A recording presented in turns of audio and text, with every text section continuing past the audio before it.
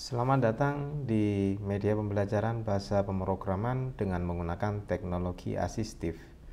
Sebelum kita menggunakan media ini, alangkah baiknya kita mempelajari terlebih dahulu bagaimana cara penggunaan di dalam media ini. Baik, media ini dibagi menjadi 5 topik, yakni pendahuluan, variabel, senarai, logika, dan perulangan. Pada masing-masing topik akan dibagi menjadi beberapa bagian. Nah, kita mulai pada bagian pendahuluan terlebih dahulu.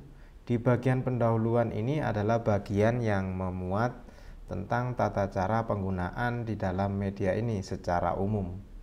Kemudian mulai dari topik kedua sampai dengan topik kelima, di sana nanti akan dibagi menjadi beberapa bagian. Yang pertama yakni ruang simulasi, kemudian teori, kemudian unduhan bahan tayang, evaluasi variabel, lalu ruang diskusi, kemudian umpan balik. Setiap topik dari 2 sampai dengan topik ke-5 itu akan selalu memiliki bagian yang sama. Jadi kalau kita lihat misalkan pada topik senarai, di situ juga terdapat ruang simulasi, kemudian penjelasan teori, bahan tayang, evaluasi, kemudian ruang diskusi dan umpan balik. Oke, kita mulai pada bagian ruang simulasi. Nah, bagian ruang simulasi ini adalah bagian yang akan kita gunakan untuk bekerja.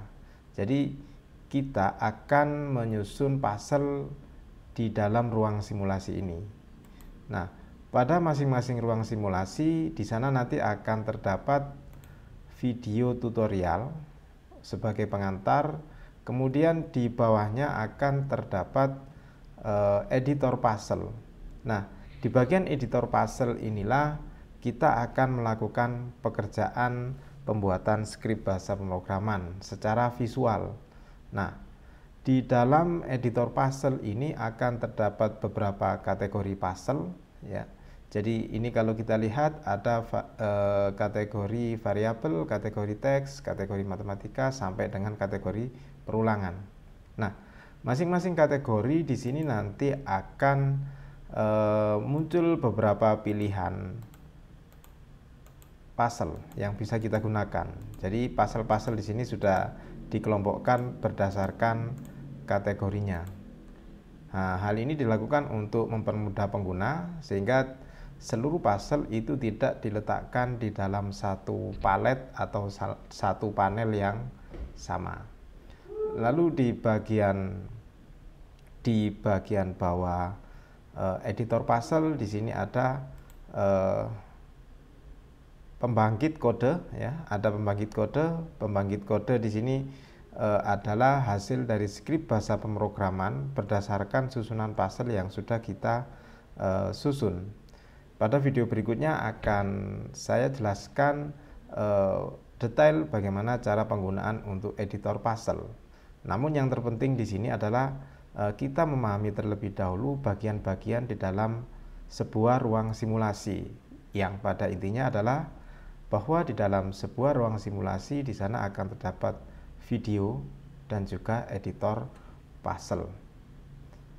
Kemudian kita akan menuju ke bagian berikutnya, yakni setelah bagian ruang simulasi terdapat bagian penjelasan tentang variabel. Penjelasan tentang teori, ya.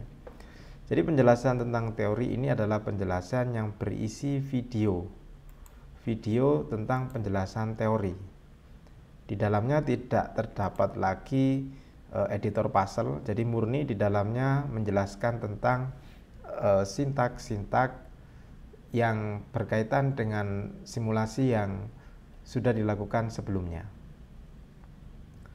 Kemudian dari penjelasan itu peserta juga bisa mengunduh bahan tayang yang sudah dijelaskan melalui penjelasan teori. Lalu di bagian selanjutnya terdapat juga evaluasi. Jadi bagian ini adalah bagian yang bertujuan untuk mengukur ketercapaian dan juga pemahaman peserta. Anda bisa mengerjakan kuis, kemudian di dalamnya selain kuis juga terdapat tugas atau proyek yang harus dikerjakan oleh peserta.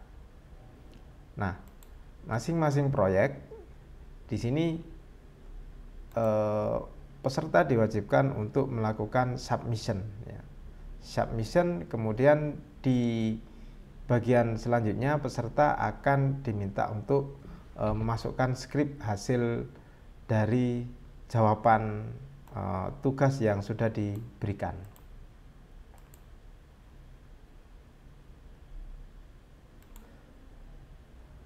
Berikutnya adalah bagian dari ruang simulasi ya. Ruang simulasi ini adalah bagian yang berisi tentang forum diskusi. Tentunya setelah kita melakukan simulasi, kemudian mengikuti penjelasan materi, kemudian mengunduh dan juga sampai dengan mengerjakan evaluasi, akan terdapat beberapa permasalahan yang kita alami. Nah, permasalahan-permasalahan tersebut bisa dimasukkan atau bisa didiskusikan di dalam ruang diskusi sesuai dengan topik yang sudah disediakan. Jadi misal di sini adalah variabel, kemudian ini adalah ruang diskusi, maka di sini adalah ruang diskusi yang khusus untuk persoalan-persoalan di topik variabel. Setelah terdapat ruang diskusi, bagian yang terakhir adalah bagian umpan balik. Bagian ini berisi tentang feedback ya, umpan balik yang bisa diberikan oleh peserta untuk peningkatan kualitas dari media ini. Baik, itu bagian-bagian yang tersaji di dalam media pembelajaran ini, dan akhirnya saya mengucapkan selamat mencoba.